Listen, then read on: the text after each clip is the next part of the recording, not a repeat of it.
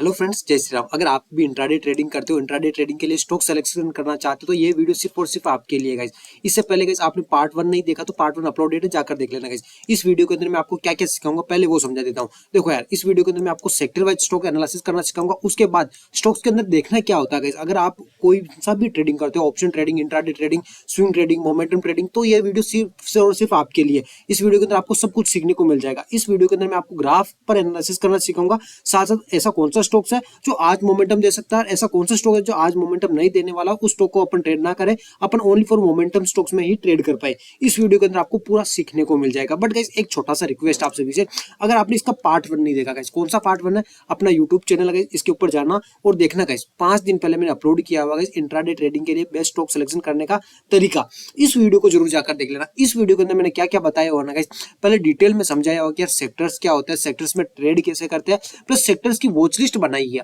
तो उस वीडियो को आपको जाकर देखना, उसको जाकर देखोगे ना तो ये वीडियो सिर्फ और सिर्फ आपके लिए होगा। इस वीडियो में आपको बेसिक से समझ में आ जाएगा। अब देखो यार, पार्ट 1 में मैंने आपको सेक्टर का वॉच लिस्ट समझाया था, क्या सेक्टर्स इंपॉर्टेंट होते हैं, सेक्टर्स के अकॉर्डिंग अपने को स्टॉक्स देखने होते हैं। पिछले वाले वीडियो के अंदर तो मैंने आपको थ्योरी समझाई थी, बट इस वीडियो के अंदर मैं आपको समझाने वाला हूँ क्या सेक्टर्स में क्या देखना होता है, ग्राफ में क्या देखना होता है, चार्ट क्या बोल रहा है। ये चीज देखना काफी ज्यादा जरूरी होता है। जिससे पहले आपको ये पता होना चाहिए कि यार स्टॉक सेलेक्ट कर रहे हैं, अपना व्यू क्या है। एक दिन के लिए व्यू है, एक दिन के लिए व्यू तो अपना क्या होगा गाइस। अगर as a simple option trader बोले अपन, सभी क्या करते हैं गाइस, निफ्टी 50 में ट्रेड करते हैं या नहीं करते हैं, या फिर निफ्टी के जो 50 स्टॉक है उनमें ट्रेड करते हैं या नहीं करते हैं। ठीक है, आप सभी का सिंपल सा जवाब होगा गाइस यस। अगर यस है तो एक बार कमेंट में यस जरूर लिख सकते हो ना। देखो, अगर निफ्टी 50 के 50 स्टॉक में ट्रेड करते हैं तो आपको चार से पांच चीजें ध्यान रख लेनी है। निफ्टी बैंक निफ्टी में ट्रेड कर रहे हैं, अच्छी बात है, प्लस स्टॉक में भी ट्रेड कर रहे हैं तो उसके साथ साथ अपना निफ्टी बैंक निफ्टी को भी ऑब्जर्व कर सकते हैं। आपको एक चीज देखना है। देखो यार, मैं आपको आज इस वीडियो के अंदर ना जितना जहां तक मेरे को आता है ना उतना सब क्लियर करने का ट्राई करूंगा। देखो, अगर अपन निफ्टी बैंक निफ्टी में ट्रेड करते हैं तो अपने को पता होना चाहिए कि निफ्टी को कौन चला रहा है। भाई निफ्टी को चला रहे 50 स्टॉक, तो पहले गाइस वेटेज पता कर लो कि अगर निफ्टी बुलिश है तो निफ्टी को कौन भगा रहा है। ठीक है, अगर निफ्टी गिर रहा है तो निफ्टी को कौन गिरा रहा है। अगर आप वेटेज पता कर लोगे ना तो आपको पहले से ही पता चल जाएगा कि यार आज कौन सा स्टॉक्स मोमेंटम देने वाला है। एक चीज तो ये होगी, इसको भी मैं एक्सप्लेन करने वाला हूँ डिटेल में ना, आप चिंता मत करो।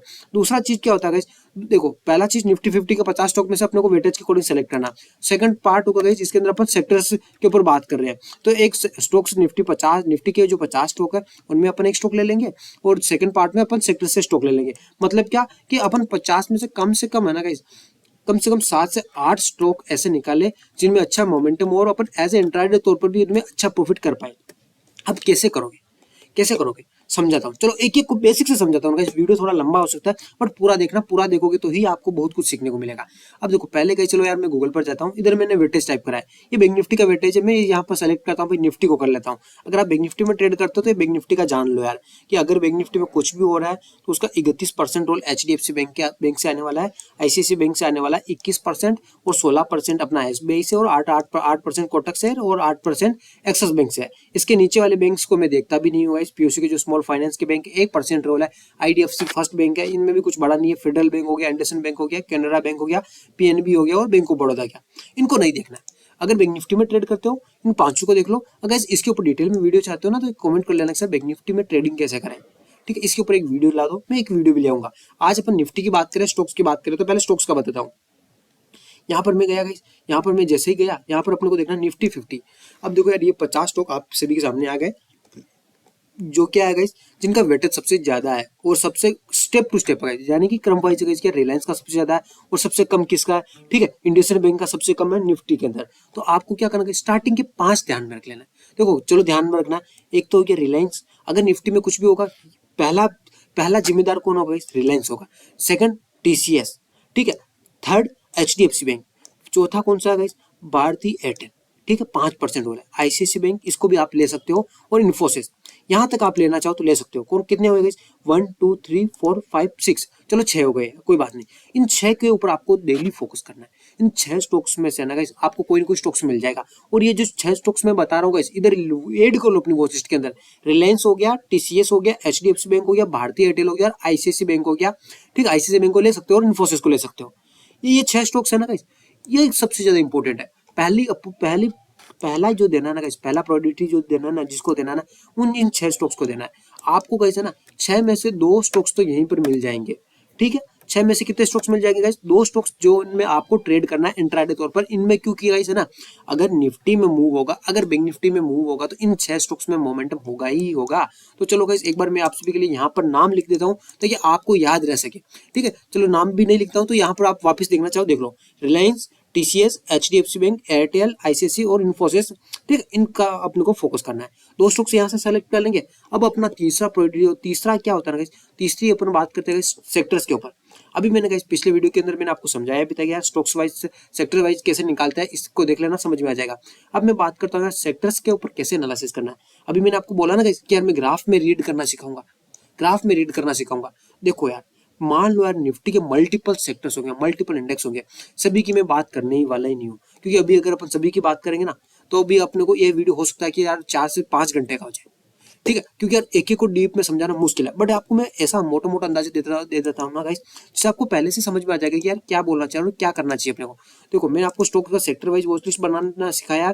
अब मैंने आपको ये भी बताया गाइस कि सेक्टर वाइज स्टॉक्स को देखो। देखो अगर मैं बोलता हूँ कि निफ्टी आईटी का सबसे बड़ा रोल है, कोई बड़ी वाली बात नहीं होगी। चलो मैं यहाँ पर निफ्टी आईटी के मल्टीपल स्टॉक्स ओपन करता हूँ एक बार। ठीक है, निफ्टी आईटी की एक पूरी सेक्टर की वॉच लिस्ट ओपन करता हूँ। ये रहा निफ्टी आईटी। आप देखो निफ्टी आईटी में कितने स्टॉक्स है, इन्फोसिस है, टीसीएस है, एचसीएल टेक है, विप्रो है, ठीक है, टेक महिंद्रा है, परसिस्टेंट सिस्टम है, कॉफरेज है। ठीक है, मल्टीपल स्टॉक्स है। क्या इन सबको देखना पॉसिबल है? क्या नहीं पॉसिबल है। तो मैंने यहाँ से कैप्चर किए गए 3 स्टॉक्स, चौथा स्टॉक्स भी ले लेता हूँ, 4 स्टॉक्स यहाँ से कैप्चर किया। टीसीएस हो गया, इन्फोसिस हो गया, एचसीएल टेक हो गया, विप्रो हो गया। किससे लिए? आईटी सेक्टर से लिए। चलो यार एक सेक्टर में आपको अच्छे से समझा देता हूँ, बाकी सेक्टर्स का एनालिसिस आप खुद करना सीख जाओगे। मान लो यार ये रहा निफ्टी आईटी। ठीक है, निफ्टी आईटी को अपने को सबसे ज्यादा महत्व देना है। ये क्या है गाइस? ये सेक्टर है। ठीक है, अगर मैं बोलूंगा कि यार बैंक निफ्टी गिर रहा है तो बैंक निफ्टी के 8 स्टॉक में से है ना गाइस, हो सकता है कि यार 5 स्टॉक गिर जाए। हो सकता है, नहीं हो सकता, बिल्कुल हो सकता है। तो 5 स्टॉक गिर जाए। अगर बैंक निफ्टी है ना गाइस, बैंक निफ्टी गिरेगा तो बैंक निफ्टी के स्टॉक्स गिरेंगे। अगर मैं बोलूं कि यार निफ्टी आईटी गिरेगा तो क्या समझोगे? अगर मैं बोलूं कि यार निफ्टी आईटी गिरेगा तो निफ्टी आईटी के स्टॉक्स गिरेंगे या नहीं गिरेंगे? हो भी सकता है सर गिरे, नहीं भी हो सकता नहीं गिरे, दोनों चीजें होती है। यस, हो भी सकता है गिरे, नहीं भी हो सकता है गिरे। बट अगर आईटी गिर रहा है ना गाइस, तो पहले तो पता करो यार आईटी गिर रहा है तो आईटी के कौन कौन से स्टॉक्स गिर रहे हैं। ठीक है, देखो यार मैं बोलूंगा कि यार अगर आपके परिवार में एक मुखिया आपके पिताजी है, पिताजी किसी इस रास्ते पर जा रहे हैं, ठीक है, सही रास्ता है, उस रास्ते पर जा रहे हैं, हो सकता है कि परिवार के सभी सदस्य ना जाए, बट ज्यादातर 70% लोग तो उनकी बात मानेंगे ही मानेंगे ना। अपने को उन 70% में रहना है। अब बाकी 30% के साथ अपने को रहना ही नहीं है। इस चीज को आपको समझना है। कैसे समझोगे? देखो मान लो कि यार आईटी को अपन वॉच करें, आज आईटी के अंदर क्या हुआ पहले खुद देखो। आईटी के अंदर क्या हुआ सर, अच्छा खासा गिरा है। आईटी सेक्टर अच्छा खासा गिरा है। उसके बाद एक सपोर्ट लिया है, और सपोर्ट क्या कर रहा है? क्या बुलिश प्राइजेक्शन दिखला रहा है? नहीं सर, बुलिश प्राइजेक्शन कुछ भी नहीं हो दिखला रहा। ठीक है, इसके बाद में थोड़ा ग्राफ के अंदर है ना ट्रेंड का सपोर्ट सब कुछ समझाने वाला हूँ। एक मोटा मोटा अंदाजा भी दे रहा हूँ कि आपको पहली नजर में क्या देखना है, ताकि आपको पहली नजर में ही समझ में आ जाए। देखो यार आपको पहला क्या देखना है, पहले आपको देखना है कि यार देखो आईटी सेक्टर क्या कर रहा है। देखो यार आईटी सेक्टर क्या कर रहा है, इसको जब देखोगे ना तो पहले क्या क्या देखना, चलो लिखते जाओ। सपोर्ट कहाँ पर है? ठीक है, आईटी सेक्टर का सपोर्ट कहाँ पर है? ठीक, आईटी सेक्टर का सपोर्ट कहाँ पर है? उसके बाद रेजिस्टेंस कहाँ पर है? इसके बाद तीसरा सबसे इंपॉर्टेंट है, वो है मार्केट का ट्रेंड कौन सा है। ठीक है, मार्केट का ट्रेंड कौन सा है। 3 चीजें आपको पहली नजर में देखनी है। पहले चलो बताओ गाइस, क्या आईटी सेक्टर अपने सपोर्ट जोन के पास में है या नहीं है? ठीक है, आईटी सेक्टर सपोर्ट जोन के पास में है नहीं है। ये देखो, ये मैंने एक जोन बना लिया है, इस जोन से आपको पता चल जाएगा सर एक आईटी सेक्टर तो काफी इंपॉर्टेंट सपोर्ट जोन के पास में आया हुआ है। ठीक, पहला कंफर्मेशन क्या हुआ, क्लियर हुआ। प्लस अब ट्रेंड को देखो, ट्रेंड को देखो। जब भी आप ट्रेंड की बात करते हो तो बेसिकली ट्रेंड 2 टाइप्स के होते हैं। कौन कौन से होते हैं? एक बुलिश ट्रेंड होता है, एक बेरिश ट्रेंड होता है। ठीक है, इसके साथ साथ साइडवेज टू बुलिश होता है, साइडवेज टू बेरिश होता है, वोलेटाइल होता है। बट अभी अपने को है ना गाइस, ठीक है, अभी अपने को सभी के ऊपर नहीं भागना है। अभी मैं सिंपल सी दो चीजें ही समझा रहा हूँ कि यार 2 ट्रेंड होते हैं, एक बेरिश हो गया, एक बुलिश हो गया। अब आपको पहले ये देखना है कि सपोर्ट पता लगा लिया सर, मार्केट तो सपोर्ट के पास में है। रजिस्टेंस सर, रजिस्टेंस तो अभी काफी दूर है आईटी सेक्टर से, ये इस जोन के पास में कहीं ना कहीं एक छोटा मोटा रजिस्टेंस जोन था। ठीक है, जिसका मार्केट ने ब्रेकआउट करके गिरा हुआ है। तो अभी क्या देखना, बस ट्रेंड। अगर ट्रेंड बेरिश है तो पुट साइड में ट्रेड लेंगे, अगर ट्रेंड बुलिश है तो अप साइड में ट्रेड लेंगे। 2 चीजें फिर से आपको ध्यान में रखना है। अभी आपको क्या दिखा सर, ट्रेंड बेरिश है। क्यों बेरिश है? क्योंकि बेरिश ट्रेंड का एक स्ट्रक्चर होता है। क्या होता है समझो। तो बेरिश ट्रेंड गिरता है, हल्का सा रिवर्सल करने का ट्राई करता है, फिर गिर जाता है, हल्का सा रिवर्सल करने का ट्राई करता है, फिर गिर जाता है। इस टाइप का प्राइस एक्शन बनाता है। इस मार्केट को क्या बोलते हैं गाइस? बाय ऑन डीप बोलते हैं, सेल ऑन राइज बोलते हैं। ये market guys sell on rise का होता है। अगर मार्केट लोअर लेवल का ब्रेकआउट कर रहा है तो और लो लगाएगा, अगर लो का ब्रेकआउट कर रहा है और लो लगाएगा। प्लस गाइस कभी भी ये हाई के ऊपर हाई नहीं लगा पाता, ये लो लगाया, ये हाई था, इस हाई के ऊपर हाई नहीं लगा पाया। ये ऐसा मार्केट है, इसको अपन बोलते हैं गाइस बेरिश ट्रेंड। तो आपको पहली चीज समझ में आई कि क्या देखना है, सपोर्ट रेजिस्टेंस देखना है। उसके बाद आपको ट्रेंड देखना है। ट्रेंड में मैंने आपको दो टाइप के ट्रेंड बताए, सपोर्ट एंड रेजिस्टेंस, ठीक है। सो दो टाइप के मैंने आपको ट्रेंड बताए, bullish trend and bearish trend. अब आपको समझ में आए सर ये बेरिश ट्रेंड है क्यों? क्योंकि सर इसने ना ये सेल ऑन राइज का है। देखो गिरा, हल्का सा ऊपर गया, फिर गिरा, हल्का सा ऊपर गया, फिर गिरा, देखो फिर गिरा, हल्का सा ऊपर जाने का ट्राई किया, फिर गिरा, हल्का सा ऊपर जाने का ट्राई किया, फिर गिर गया। कभी भी अपना स्ट्रक्चर बदला क्या? नहीं बदला। ठीक है, अभी अपन ने 3 से 4 चीजें देखी, ट्रेंड देखा, सपोर्ट रेजिस्टेंस देखा, प्राइस एक्शन देखा। अब आपको देखना है कि यार अगर किसी लेवल का ब्रेकआउट हो रहा है, अभी तक अपन सेक्टर्स में देख रहे हैं ना गाइस, सेक्टर्स में देख रहे हैं, ये ज्यादा टाइम वाली बात नहीं है गाइस, आप 2 मिनट में देख सकते हो। अब सेक्टर में आईटी, अगर आईटी सेक्टर सर इसके नीचे निकलता है, देखो आईटी सेक्टर सर मजबूत सपोर्ट के पास में आया हुआ है, पहली चीज तो ये। तो यहाँ से आपको अलर्ट का ऑप्शन दिख रहा है, यहाँ पर अलर्ट लगा लो। आईटी सेक्टर क्या और गिर सकता है? यस, क्योंकि ये सपोर्ट ब्रेकआउट होते ही आईटी सेक्टर में फॉल की अपन उम्मीद कर रहे हैं यार, छोटा मोटा ही सही, बट आईटी सेक्टर यहाँ तक तो फॉल दे दे।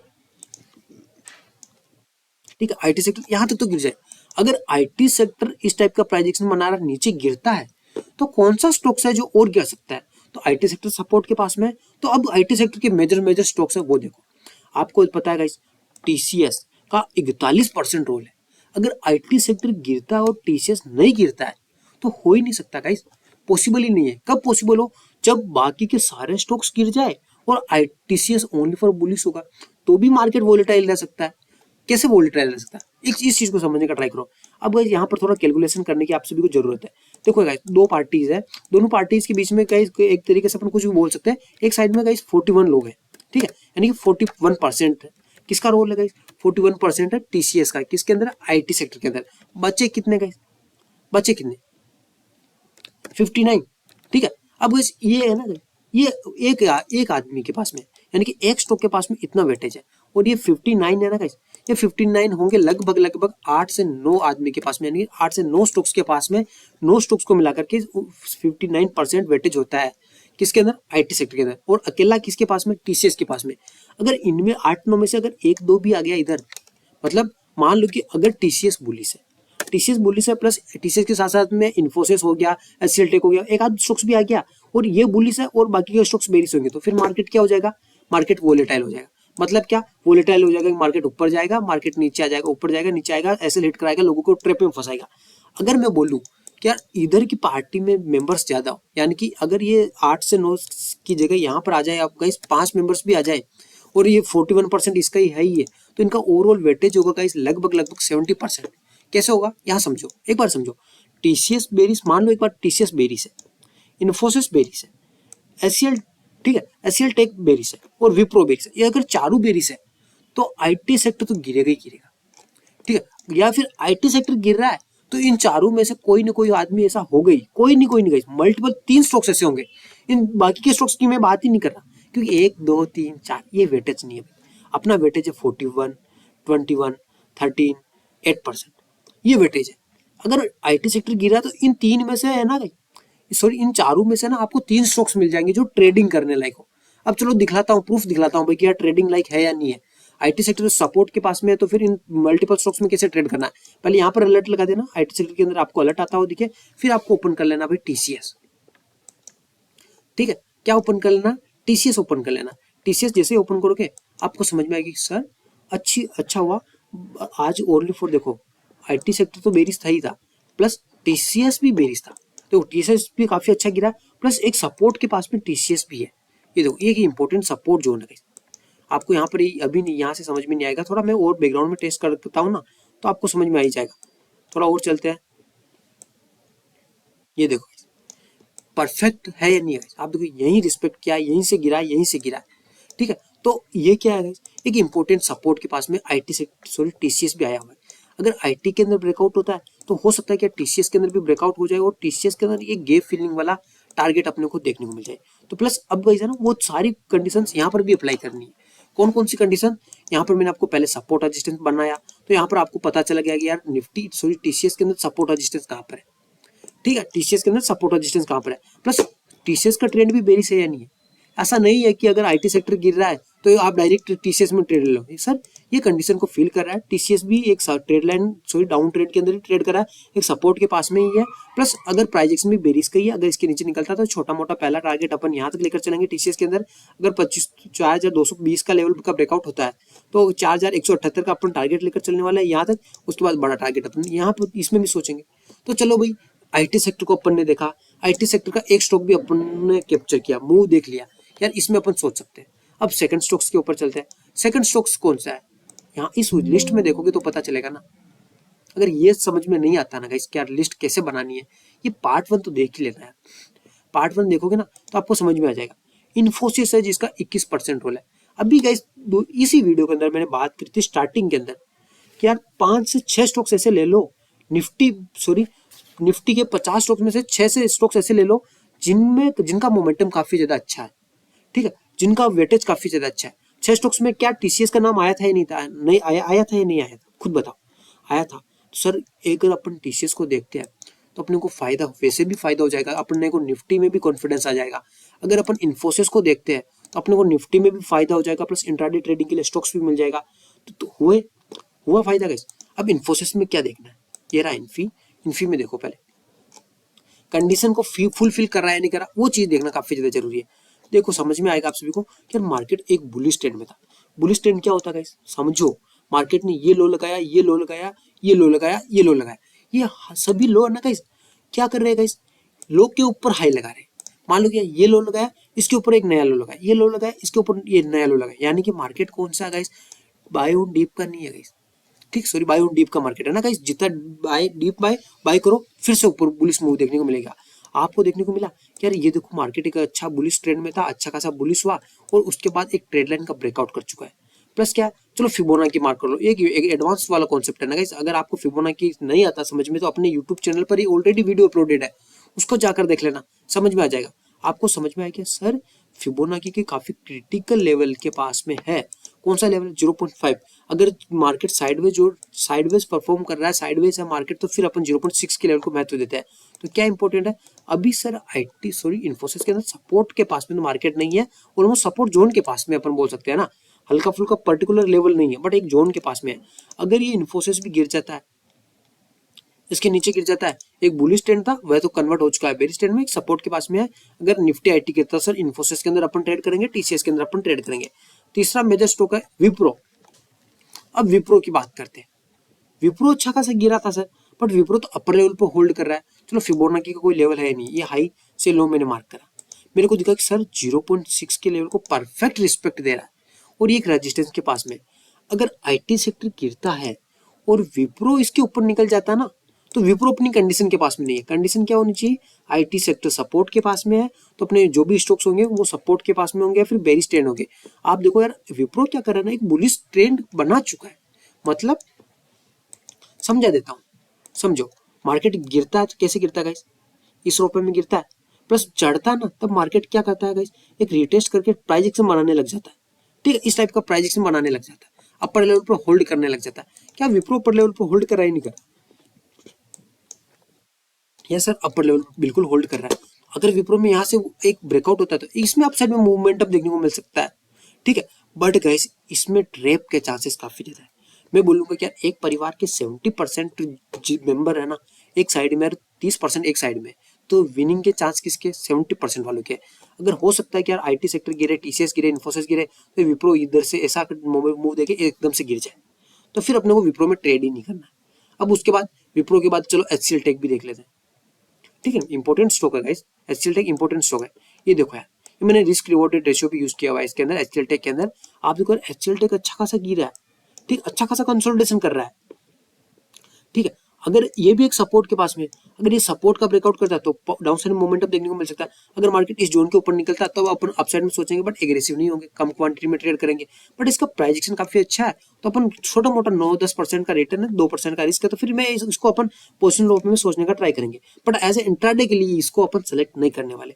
ठीक है, ये व्यू था गाइस, ये वीडियो था जिसके अंदर मैंने आपको ये चीजें समझाई है कि सेक्टर्स वाइज कैसे देखना। ये तो मैंने आज आपको मेजर आईटी सेक्टर का बताया। आईटी सेक्टर के साथ साथ में ऑटो सेक्टर होता है, ठीक है, ऑटो सेक्टर के बाद मेटल सेक्टर होता है, मल्टीपल सेक्टर्स है गाइस, ठीक है, मल्टीपल सेक्टर्स के मल्टीपल स्टॉक्स है, इन सबको ऐसे ही एनालिसिस करना है।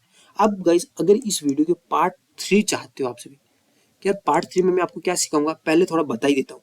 पार्ट 3 के अंदर मैं आपको समझाऊंगा कि यार एंट्री कैसे लेनी, ठीक है। अभी मैंने आपको सपोर्ट रेजिस्टेंस बताया, क्या देखना है क्या नहीं देखना। अब अगली वाली वीडियो के अंदर अगर आप चाहते हो मैं ये कंडीशन दूंगा उसको फुलफिल करते हो तो ही पार्ट 3 आएगा, बट उससे पहले आपको समझा देता हूँ।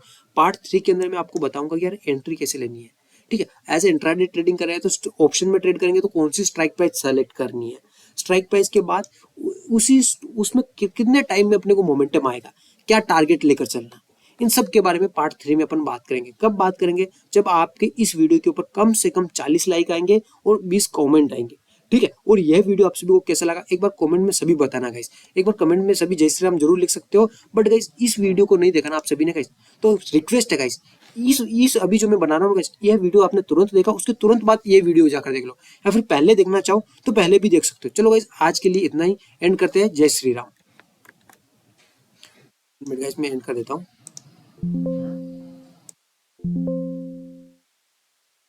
Bueno, y si tiene,